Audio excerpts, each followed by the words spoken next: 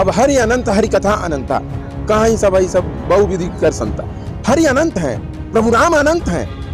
आप उनको आज हाथ पकड़ के ले जाके दिखा रहे हैं कि हम आपके लिए मंदिर बना रहे हैं। अरे ये शंकराचार्य जो हमारे हैं पीठाधीश्वर, उनके योगदान है, उनको नहीं आप बुला रहे। कुछ लोग नाराज हैं और वो नाराज स्वाभाविक हैं।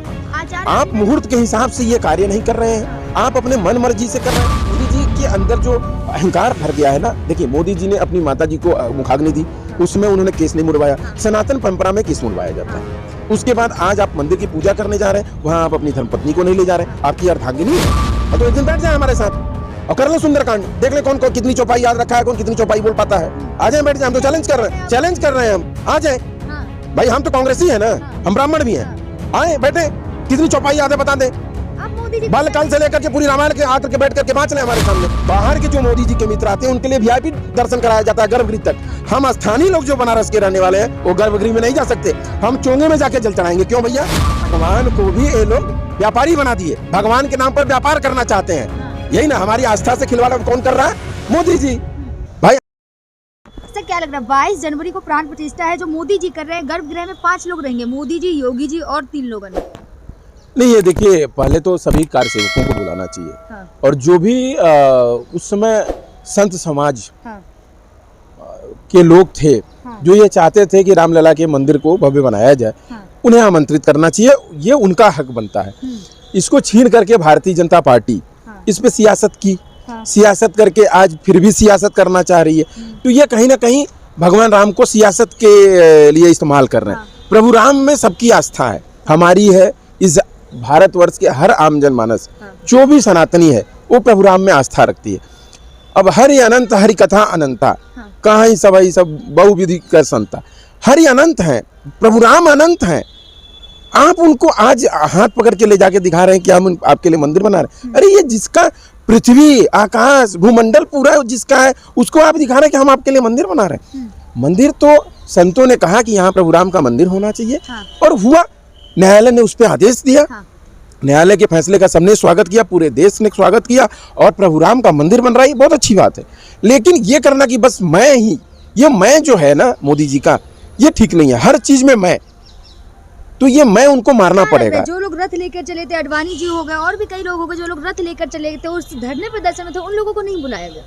वही प्रेस कॉन्फ्रेंस करके कहा गया नहीं, वही चीज तो पूछना चाह रहे हैं कि क्यों नहीं बुलाया गया। इस राम मंदिर में अडवाणी जी का बहुत बड़ा योगदान है, मुरली मनोहर जोशी जी का योगदान है, साधु संतों का योगदान है, शंकराचार्य जो हमारे हैं पीठाधीश्वर, उनके योगदान है, उनको नहीं आप बुला रहे। कुछ लोग नाराज हैं और वो नाराज स्वाभाविक हैं। आप मुहूर्त के हिसाब से ये कार्य नहीं कर रहे हैं, आप अपने मन मर्जी से कर रहे हैं। ये मैं वाला जो है, इसी राम का जो युद्ध हुआ रामायण, वो किससे हुआ? रावण से। रावण के अंदर क्या था? मैं, अहंकार, यही था ना। नहीं, रावण जितना बुद्धिजीवी बुद्धिमान इस पृथ्वी पे कोई नहीं था। शंकर भगवान को ही जीत लिया, लेकिन उसके अंदर मैं आ गया, अहंकार आ गया। तो अहंकार अच्छी चीज नहीं है। आपको इस सभी लोगों को बुलाना चाहिए, इस राजनीतिकरण को छोड़ करके प्रभु राम में लीन होना चाहिए और अच्छे से। आचार्य अभी मुक्ति से सरस्वती जी कह रहे हैं कि मोदी जी को प्राण प्रतिष्ठा नहीं करनी चाहिए, करेंगे तो अपनी वाइफ को साथ लेकर आए। बिल्कुल, सनातन धर्म में है ये। कि जब भी कोई आप सनातनी कार्य में प्राण प्रतिष्ठा करते हैं, तो जोड़ा साथ में होता है, गठबंधन किया जाता है। ये सारी परंपराएं हैं।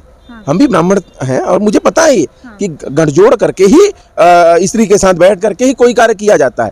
तो ये मोदी जी को समझना चाहिए। लेकिन मोदी जी के अंदर जो अहंकार भर गया है ना, देखिए मोदी जी ने अपनी माता जी को मुखाग्नि दी, उस समय उन्होंने केस नहीं मुड़वाया। सनातन परंपरा में केस मुड़वाया जाता है। उसके बाद आज आप मंदिर की पूजा करने जा रहे हैं, वहां आप अपनी धर्मपत्नी को नहीं ले जा रहे। आपकी अर्धांगिनी है तो आपकी अर्धांगिनी ही ना, आपने विवाह किया है, छोड़ा तो नहीं है, वो अलग रहती हैं। आप उनको बुलाइए, उनके साथ जाइए। और मुझे लगता है कि इस देश के लोग भी ऑब्जेक्शन नहीं उठाएंगे इस बात पे। ट्रस्टी है राम मंदिर की, क्या उन्होंने मोदी जी को ये बात नहीं बताई अभी तक? अब जब चंपत राय जी को ये चीज समझ में आती तो अडवाणी जी को बुलाते, मुरली मनोहर जोशी जी को बुलाते, सभी संत समाज को लेकर के बैठ के चर्चा करते कि इस तारीख को हम ये करना चाहते हैं। कर दिया ना, मुरली मनोहर जोशी अडवाणी जी ना आए। नहीं वही चीज ना। अरे भाई आप शंकराचार्य जितने भी हैं, जितने पीठाधीश्वर हैं, सबको बुलाइए, सबके साथ बैठ के मंत्रणा करते, इस पे उसके बाद करते। अब तो डेट फाइनल हो गया, ये कर रहे हैं। तो ये कह रहे हैं ना कि मोदी जी तो विष्णु जी का अवतार है। नहीं ये तो देश देख रहा है ना कि क्या कर रहे हैं। मोदी जी विष्णु जी क्या अवतार है, और कोरोना में इस देश में करोड़ों लोग मारे गए। मोदी जी उस समय कहते थे जी ताली बजाओ, थाली बजाओ। तो ये तो विष्णु भगवान तो ऐसा कभी नहीं कर सकते कि आम जनमानस मर रहा हो तो उसको तो जीवित करेंगे, उसको अमृत देंगे। भगवान से लोग हम आप मंदिर जाते हैं तो भगवान से अच्छी आयु के लिए प्रार्थना करते हैं, सुख समृद्धि शांति के लिए प्रार्थना करते हैं, इसलिए करते हैं ना। भगवान दे सकता है इसलिए भगवान के पास जाते हैं। अगर मोदी जी को ये भगवान बता रहे हैं तो मोदी जी के काल में तो कितने लोग मारे गए आपने देखा, कितने बेरोजगार घूम रहे हैं। भगवान अगर होते त्रेता युग में बेरोजगार नहीं थे, तो भगवान अगर होते तो बेरोजगार नहीं होते। भगवान अगर हैं वो तो लोग मारे नहीं जाते। भगवान अगर हैं तो इस देश में रोग नहीं फैलता। तो ये तो मोदी जी और चंपत राय जी के आपस की बात है। मनाए दिवाली जैसा। नहीं तो वो तो देखिए, ये वही तो राजनीतिकरण करना, ब्रांडिंग करना, अपने आप को भगवान के समकक्ष रखना। मोदी जी को तो ये सोचना चाहिए कि आप भगवान हो जाएंगे। देखिए ना, इतना बड़ा भव्य मंदिर बन रहा है, उसे उड़ाने की धमकी मिल रही थी लगातार। तो भारतीय जनता पार्टी के जितने नेता और पदाधिकारी हैं वो भगवान राम को लेकर राजनीति करते हैं। भगवान राम के मंदिर को उड़ाने की धमकी दे रहे हैं, रेप कर रहे हैं। ये भगवान के लोग हैं। मोदी जी के पार्टी के जो लोग हैं पदाधिकारी, वो बच्चियों का बलात्कार कर रहे हैं। आपने सोचा था कभी ये राक्षसी कुल में होता है, ये भगवान वाले कुल में कहाँ होता है? वो कैसे भगवान हो सकते हैं? वो तो राक्षसी कुल, रावण कुल वाले लोग कर रहे थे। कि आप प्राण प्रतिष्ठा का विरोध कर रहे हैं, आप रावण की संतानें हैं। वो तो ये कह रहे हैं जो विरोध कर रहा है वो रावण। वही चीज ना, बलात्कारी उनके यहाँ पकड़े जाएं, उनके गोद में खेले, और हम रावण कुल के हो जाएं। रावण कुल के तो वो लोग हुए ना। रावण ने ही तो ये गलत काम किया था। माता सीता को हर के ले गया था। तो वही कार्य हुआ। ब्रजभूषण सिंह क्या कर रहे हैं, चिन्मयानंद क्या कर रहे हैं, बीएचयू के छात्र क्या कर रहे हैं, ये सब भारतीय जनता पार्टी के पदाधिकारी हैं। सांसद, विधायक, अभी एक वहां पे 10 साल की सजा हुई है कि 15 साल की सोनभद्र में विधायक की सदस्यता गई है। ये किसके लोग हैं? भारतीय जनता पार्टी के लोग हैं। मीडिया में तो केवल राम मंदिर दिखाया नहीं, मीडिया में तो वही दिखाया जाएगा ना जो मोदी जी चाहेंगे। अब भाई मोदी जी के मित्र हैं अडानी, अडानी के पैसे लगे हैं मीडिया हाउस में, तो मीडिया कैसे दिखा देगी हमारी बात? वो तो मीडिया हाउस के रिपोर्टर भी हमें आके बताते हैं कि हमें तो नौकरी चलानी है भाई साहब, हमें क्या है। बड़े बड़े संतों को नहीं बुलाया गया, लेकिन बाबा बागेश्वर को इनविटेशन आया है। नहीं देखिए, बाबा बागेश्वर को इनविटेशन किया, अच्छी बात है। वो भी जाने चाहिए। जो भी सनातन परंपरा में अपना विश्वास रखता है सब जाए, लेकिन किसी को ना बुलाना वो गलत है। सबको बुलाना चाहिए। और ये करना कि हम बुला रहे हैं, आप भाई आप छोड़ दी, सब जाएंगे, हम भी जाएंगे, जाते थे। कोई पहली बार थोड़ी है। आप लोग तो भगवान को ही नहीं मानते, आप राम को नहीं मानते, भगवान को नहीं मानते। नहीं, मोदी जी आने के बाद ये बताने लगे कि नहीं मानते, है ना। तो एक दिन बैठ जाए हमारे साथ और कर ले सुंदरकांड, देख ले कौन कितनी चौपाई याद रखा है, कौन कितनी चौपाई बोल पाता है। आ जाए, बैठ जाए। हम तो चैलेंज कर रहे हैं, हम आ जाए। भाई हम तो कांग्रेसी है ना, हम ब्राह्मण भी हैं। आए, बैठे, कितनी चौपाई याद है बता दे। आप मोदी जी बाल्यकाल से लेकर के पूरी रामायण के आकर के बैठ करके बात चले हमारे सामने। ये बोलना बहुत बड़ी बात है कि भाई आप तो राम को नहीं मानते। मोदी जी को खुद बुलाती हैं। हाँ, तो वही तो मैं कह रहा हूँ। आप कभी बनारस जाके देखिए, गंगा माँ को जिस तरीके से इन्होंने, इनके लोगों ने आधा कर दिया, अरे पाट दिया गंगा माँ को। गंगा माँ में हम लोग बैठ करके खड़े होकर के इस छोर से उस छोर देखते थे कि वो गंगा मैया कितनी लंबी है, चुनरी चढ़ाते थे लोग। उस गंगा मैया को आप सौंदर्यीकरण करके नाम पर कि हम ये कर देंगे वो कर देंगे, जहाज चलवा करके पूरा छोटा कर दिए हैं। सफाई नाम का कोई चीज नहीं है। कभी जाइए आप हरिश्चंद्र घाट, अस्सी घाट, गाय घाट, मणिकर्णिका घाट, जाके देखिए कितनी गंदगी है। ये बोल रहे हैं गंगा माँ को हम साफ कर दिए, वहां डुबकी नहीं लगा सकते। ये स्थिति होगी। जाइए दशाश्वमेध घाट, कभी गंगा स्नान भी करिए, मोदी जी को भी बुलाइए। तो मोदी जी जिस घाट पे जाते हैं वहाँ पहले से साफ करके उनकी गाड़ी वहां तक जाती है।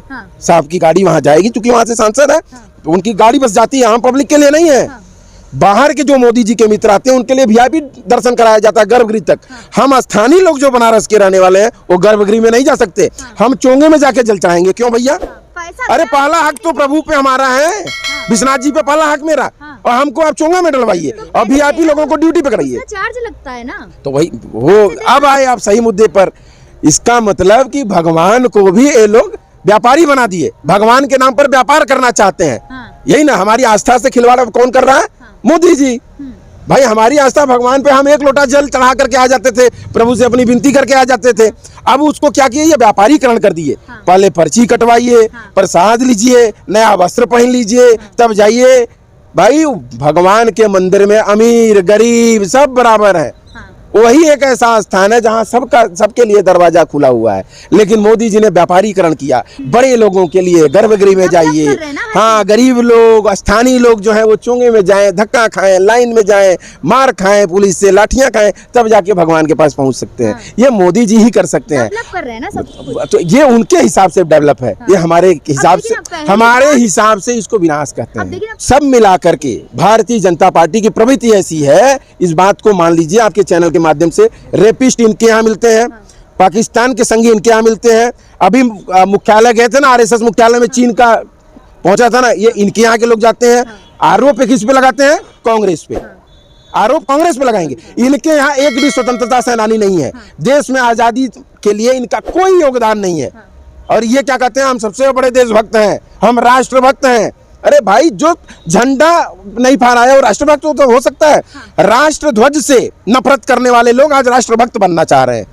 ये जनता देख रही है। ये जब तक ईवीएम और पैसा है उद्योगपतियों का, तभी तक चुनाव जीत सकते हैं।